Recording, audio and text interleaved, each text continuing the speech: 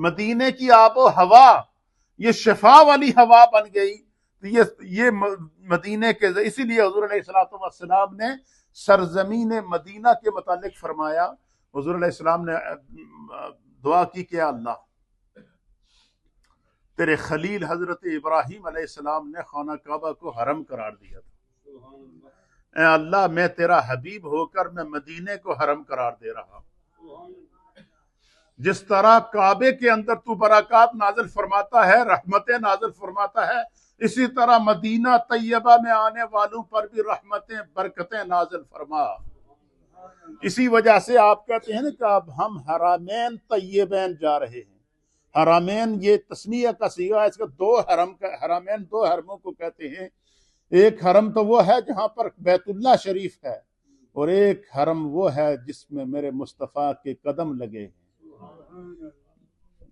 ایک حرم مدینہ وہ ہے کہ جس کی مٹی نے میرے مصطفیٰ کے قدم چومے تھے. تو جب مدینے کی مٹی نے، مدینے کے لوگوں نے، مدینے کے رہنے والوں نے میرے مصطفیٰ سے محبت کی ہجرت کے بعد اسلام بڑھنا شروع ہو گیا. آئے تھے تو تنہا تھے، اور جس وقت ایک وقت ایسا آیا کہ 300 سے اوپر تعداد ہو گئی، کفار نے سازشیں شروع کر دی، مشرکین نے سازشیں شروع کر دی، منافقین نے سازشیں شروع کر دی. کفار مکہ نے پلان بنانا شروع کر دیے کہ ہم نے محمد عربی کو حرم سے نکالا، اور یہ جا کر وہاں پر انہوں نے جناب وہاں پر اسلام پھیلانا شروع کر دیا، لہٰذا ہم نے ان پر حملہ کرنا ہے. تو مسلمانوں پر باہر سے آ کر حملہ کرنا یہ شروع سے چلا آ رہا ہے. اور جتنے بھی غزوات ہوئے ہیں جو رسول اللہ صلی اللہ علیہ وسلم کے دور کے اندر ہوئے ہیں، علماء اور محدثین نے لکھا ہے کہ وہ ساری کی ساری مسلمانوں نے جتنی جنگیں لڑی ہیں، چاہے وہ غزوہ بدر ہو، غزوہ احد ہو، غزوہ تبوک ہو یا دیگر غزوات ہوں، جتنے بھی غزوات ہیں، غزوہ اس جنگ کو کہتے ہیں جس میں خود رسول اللہ نے شرکت کی ہو. جتنے بھی غزوات مسلمانوں نے جتنی بھی جنگیں لڑی ہیں، مفسرین اور محدثین اور اہل سیر نے لکھا ہے کہ وہ ساری کی ساری ڈیفینسو جنگیں تھیں. یعنی اسلام پر حملہ کیا گیا ہے، مسلمانوں پر حملہ کیا گیا ہے، مسلمانوں کو اپنی طاقت کے اندر لا کر ان کو کچلنے کی کوشش کی گئی ہے. لیکن مسلمانوں کے ایمان مضبوط تھے، ان کا تقوی مضبوط تھا، اور پھر اللہ تعالیٰ نے ان غزوات میں مسلمانوں کو فتح عطا فرمائی. اور ان غزوات میں سب سے پہلا غزوہ ہجرت کے بعد وہ غزوہ بدر ہے، جو 17 رمضان، آج 16 رمضان ہے، کل چونکہ 17 رمضان ہے، اس لیے میں نے مناسب سمجھا کہ کچھ غزوہ بدر کا ایک محل وقوع اور ایک تعارف آپ کی خدمت میں پیش کر دوں. کچھ میں کل کے درس میں پیش کر دوں گا. تو یہ پورا ایک جو ہے وہ ایک آپ کو میسج مل جائے گا کہ بھائی. تو غزوہ بدر 2 ہجری کو کفار نے جب بدر کے مقام کے اوپر ایک پلان کے تحت جب وہاں پر پہنچ کر قبضہ کیا، تو اہل سیر نے لکھا ہے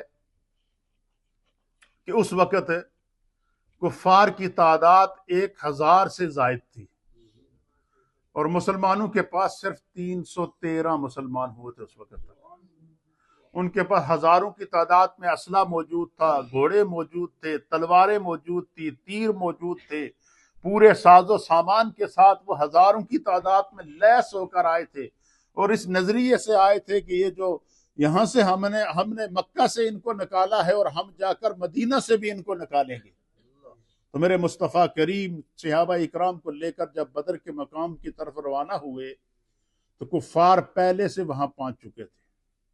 اچھا، بدر یہ تقریباً مدینہ طیبہ سے 80 مائل کے جو ہے نا فاصلے کے اوپر ہے. کفار جب وہاں پہلے پہنچے تو انہوں نے سب سے پہلے جا کر کیا کیا، وہاں پر جو اونچی جگہیں تھیں ان کے اوپر قبضہ کیا. بدر کے مقام کے اوپر ایک ہی پانی کا کنواں تھا، سب سے پہلے انہوں نے اس پانی کے کنویں پر قبضہ کر لیا، اور مسلمانوں کے لیے وہ جگہ چھوڑ دی جو ڈیزرٹ تھا، صحرا تھا، ریتلی زمین تھی. گرمی اپنے عروج پر تھی، رمضان کا مہینہ تھا، جمعے کا دن تھا، 17 رمضان المبارک. نبی علیہ الصلوۃ والسلام وہاں پہنچے. اللہ تعالیٰ نے وحی کے ذریعے میرے مصطفیٰ کریم کو فرمایا تھا کہ محبوب آپ کو گھبرانے کی ضرورت نہیں ہے، آپ کا ہر کام اپنے رب کی رضا کے لیے ہے، آپ کا رب آپ کی مدد فرمائے گا. حضور نے صحابہ اکرام سے فرمایا کہ ہم نے جانا ہے. کفار کے ذہن کے اندر یہ ہے کہ جس طرح ہم نے ان کو مکہ سے نکالا ہے ہم ان کو مدینے سے بھی نکالیں گے. کفار پوری طاقت کے ساتھ آ رہے ہیں اسلام کو کچلنے کے لیے.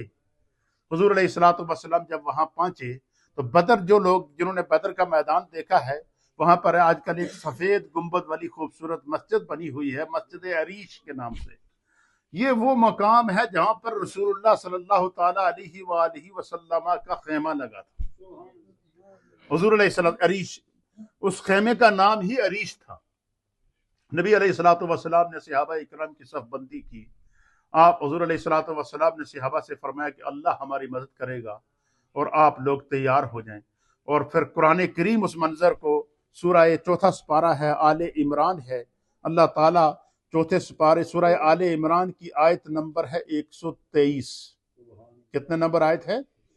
یہ 123 نمبر آیت میں اللہ فرماتا ہے وَلَقَدْ نَصَرَكُمُ اللَّهُ بِبَدْرٍ وَأَنْتُمْ أَذِلَّةٌ. اے میرے محبوب، آپ یاد کریں بے شک اللہ تعالیٰ نے بدر میں آپ کی مدد فرمائی. بے شک اللہ تعالیٰ نے بدر میں تمہاری مدد فرمائی. وَأَنْتُمْ أَذِلَّةٌ، اس حال میں کہ آپ بے سر و سامانی کے عالم میں تھے. آپ کے پاس نہ تو زیادہ کفار کے مقابلے میں فوج تھی، نہ آپ کے پاس کفار کے مقابلے میں زیادہ ہتھیار تھے، نہ آپ کے پاس لڑنے کے لیے کوئی ساز و سامان موجود تھا. لیکن آپ کے پاس ایک طاقت تھی، اور وہ طاقت کیا تھی؟ ایمان کی طاقت تھی. وہ ایمان کی طاقت تھی. اور نبی علیہ الصلوۃ والسلام پوری رات، بدر کا 16 رمضان کا دن گزار کے جو رات آئی، پوری رات میرے مصطفیٰ کریم اس عریش خیمے کے اندر آسمان کی طرف منہ کر کے آنکھوں سے آنسو بہا کر گڑ گڑا کر اللہ کی بارگاہ میں دعا کرتے رہے. اور دعا کی کہ بارے الہ، یہ مٹھی بھر مسلمان ہیں، 313 ہیں ٹوٹل. آج اگر یہ بھی جو وہ ان کو نقصان پہنچا یا ان کو شہید کر دیا گیا تو اللہ قیامت تک تیرا نام لینے والی جماعت نہیں رہے گی. اے اللہ، تم نے مجھ مصطفیٰ سے وعدہ کیا ہے کہ تم جو ہے وہ اللہ کے لیے نکلو، خدا تمہاری مدد کرے گا. اے اللہ، ہمیں رسوا نہ فرمانا، ہماری مدد فرمانا. حضور علیہ السلام گڑ گڑا کر دعا مانگ رہے ہیں. آپ کے ساتھ حضرت ابوبکر صدیق کھڑے ہیں.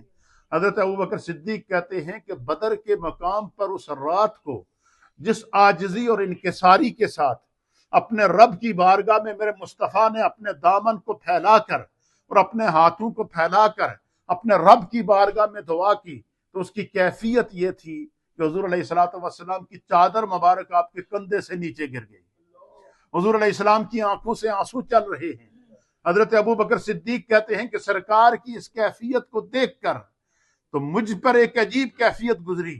میں نے نبی علیہ الصلوۃ والسلام کی چادر کو اٹھا کر واپس حضور کے کندھوں پر رکھا، اور میں نے حضور کے قدموں پر ہاتھ رکھ کے عرض کیا، یا رسول اللہ، آپ بس کریں، آپ اتنا گڑ گڑائے ہیں، آپ کا رب آپ کی ضرور مدد فرمائے گا.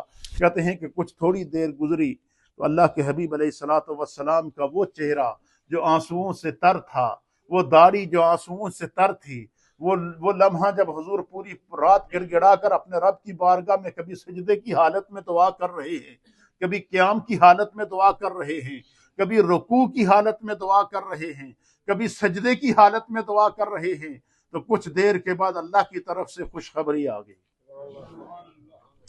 اللہ کی طرف سے خوشخبری آ گئی.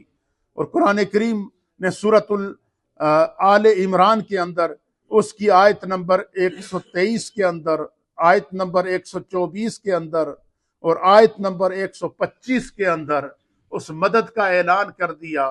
آیت نمبر 23 کے اندر اللہ نے 123 کے اندر فرمایا کہ بے شک اللہ نے بدر میں آپ کی مدد فرمائی اس حال میں کہ آپ جو ہے وہ بے سر و سامانی کے عالم میں تھے.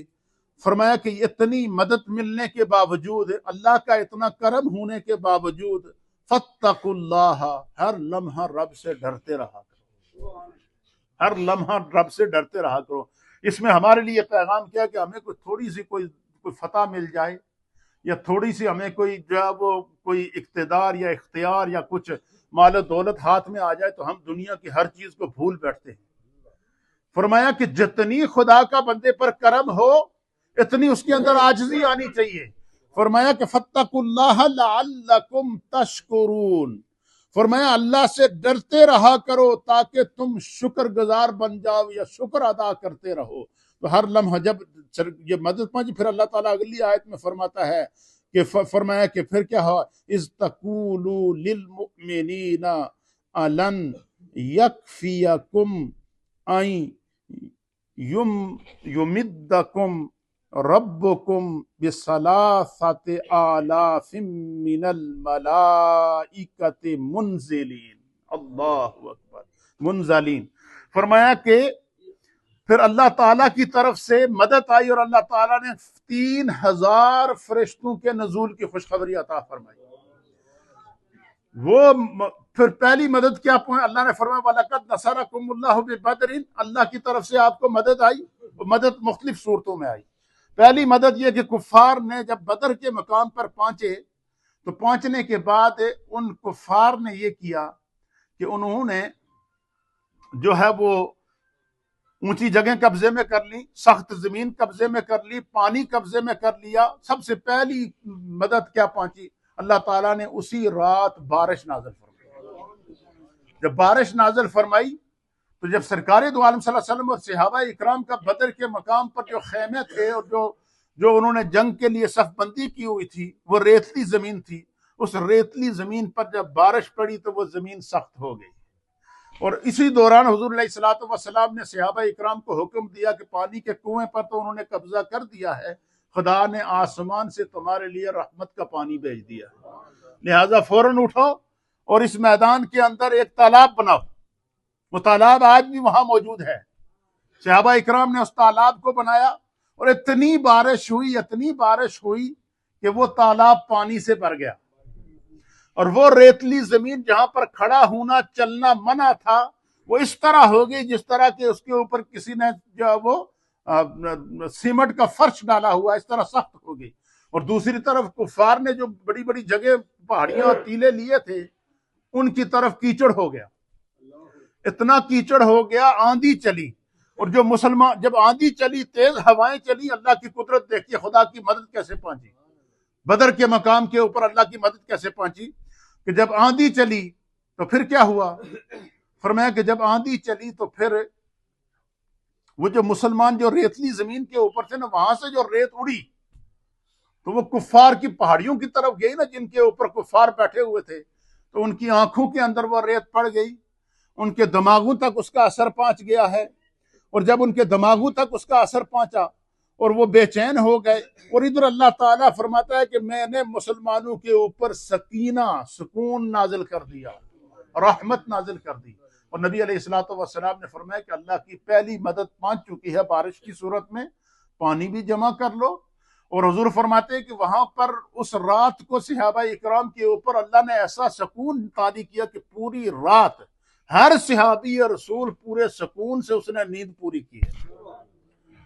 ادھر صحابہ اکرام کی پوری جماعت 313 صحابہ اکرام بدر کے مقام کے اوپر، ان پر بارش کی صورت میں اللہ نے مدد نازل کر کے پانی بھی بھیج دیا، بارش کی صورت میں مدد نازل فرما کر بدر کی ریتلی زمین کو سخت کر دیا۔ بارش کی وہی بارش ہے کفار کے لیے طوفان ثابت ہو رہی ہے اور مسلمانوں پر سکون نازل کر رہی ہے، اور مسلمان سکون کی حالت اور کیفیت کے اندر ہیں۔ اور اسی بارش کے اندر پھر اللہ تعالیٰ نے کیا کیا؟ مسلمانوں کے اوپر سکون نازل کیا، مسلمان پوری رات سوئے رہے، اور کفار کا جو ہزاروں کا لشکر تھا ان میں سے کسی کو بھی رات کو نیند نہیں آئی، ان کی آنکھوں میں ریت گھسا ہوا تھا۔ صبح جب مسلمان اٹھے تو تر و تازہ تھے، ان کے پاس پانی کا تالاب موجود تھا، جنگ کی تیاری ہو چکی ہے، جنگ شروع ہوئی ہے۔ اور پھر جب گھمسان کی لڑائی ہوئی تو مسلمانوں کی طرف سے جنگ بدر میں 14 صحابہ اکرام کی شہادت ہوئی اور کفار کی طرف سے 70 کافر مارے گئے. 70 کو انہوں نے زندہ پکڑ کر گرفتار کیا اور باقی اپنا جتنا ساز و سامان لے کر آئے تھے وہ سارے کا سارا وہیں چھوڑ کر چلے گئے. اور صحابہ اکرام کہتے ہیں کہ ہم نے فرشتوں کی جماعت کو اپنی آنکھوں کے سامنے دیکھا. اسی بدر کے مقام پر ایک پہاڑ ہے اسی کے سامنے، اس پہاڑ کو جبل الملائکہ کہتے ہیں. وہ پہاڑ تھا جس پہاڑ کے اوپر اللہ تعالیٰ نے 3000 فرشتوں کو مسلمانوں کی مدد کے لیے نازل فرمایا تھا. تو اللہ تعالیٰ نے پھر اس بدر کے مقام پر مسلمانوں کو فتح عطا فرمائی اور قرآن نے یوم بدر کو یوم الفرقان قرار دیا، حق اور باطل کا دن قرار دیا ہے. تو اللہ تعالیٰ نے مسلمانوں کو وہاں پر فتح عطا فرمائی اور پھر اللہ فرشتوں کے ذریعے اللہ تعالیٰ نے مدد فرمائی ہے. پھر ساز و سامان ہاتھ میں لگا ہے. کفار کے جو بڑے بڑے سردار اور صنادید قریش اور کفار مکہ تھے وہ وہاں پر مارے گئے ہیں، کچھ زندہ پکڑے گئے ہیں. مسلمانوں کا ایک رعب طاری ہوا اور پھر اللہ تعالیٰ نے اسلام کو فتح عطا فرمائی. یہ رمضان کا مہینہ یہ خدا کی مدد کا مہینہ ہے. 17 رمضان المبارک کو جنگ بدر کا دن ہے. اللہ تعالیٰ شہداء بدر کے صدقے اس وقت عالم اسلام پر کرم فرمائے. یہ جو سازش کے تحت باقاعدہ اس وقت یہ جو ایران کے اوپر حملہ کیا گیا یا اسلامک کنٹری کو نشانہ بنایا جا رہا ہے، دیکھیں ایک بات یاد رکھیں، اللہ تعالیٰ نافرمانوں کو سزا ضرور دیتا ہے. یہ جتنی عیاشی ان عربوں نے کی ہے، بڑی بڑی بلڈنگیں بنائی ہیں، عیاشی کے اڈے بنائے ہیں، تیل اور سونے کو بیچ بیچ کر بجائے اس کے کہ وہ اسلام، اللہ فرماتا ہے قرآن کے اندر کہ جس طرح تمہارا دشمن تیاری کرتا ہے اس طرح تم تیاری کرو پھر تمہیں خدا کی مدد پہنچے گی. جس طرح تمہارا دشمن پلاننگ کرتا ہے تم اس طرح پلاننگ کرو گے تمہیں پہنچے گی. 1947 سے لے کر آج تک فلسطین جل رہا ہے. کبھی آپ نے سنا ہے کسی عرب کنٹری نے اس کی مذمت کی ہو یا ان کی مدد کی ہو؟ آج یہ جو تڑپ رہے ہیں یہ آگ ان کے قدموں میں آج خود پہنچی ہے، اس کی تپش خود محسوس ہوئی ہے. یہ فلسطین کی محبت میں کوئی نہیں لڑ رہا، یہ میں آپ کو صاف سیدھی بات بتا رہا ہوں. یہ حقائق ہے، ان حقائق کو ہمیں تسلیم کرنا پڑے گا. آج ان کے پاس یہ عیاشیاں کرنے کے بجائے، بڑی بڑی بلڈنگیں بنانے کے بجائے اور بڑی بڑی عیاشی کے اڈے بنانے کے بجائے آج اگر یہ اپنے ملکوں کو مضبوط کرتے تو کہاں کس کی ہمت تھی جو اس کی طرف دیکھتا. اور ان کی یہی کیفیت رہی. خدا نہ کرے جس طرح بیت المقدس قبضے میں ہے کہیں ہمیں خانہ کعبہ اور حرم شریف کے لیے پریشانیاں نہ ہو جائیں. اللہ تعالیٰ ان بے ضمیر مسلمان حکمرانوں کو اللہ تعالیٰ ہدایت عطا فرمائے. بڑا آزمائش کا وقت ہے. خداوند قدوس غیب سے مدد فرمائے. اللہ تعالیٰ ہم سب کو دین سمجھنے کی توفیق عطا فرمائے.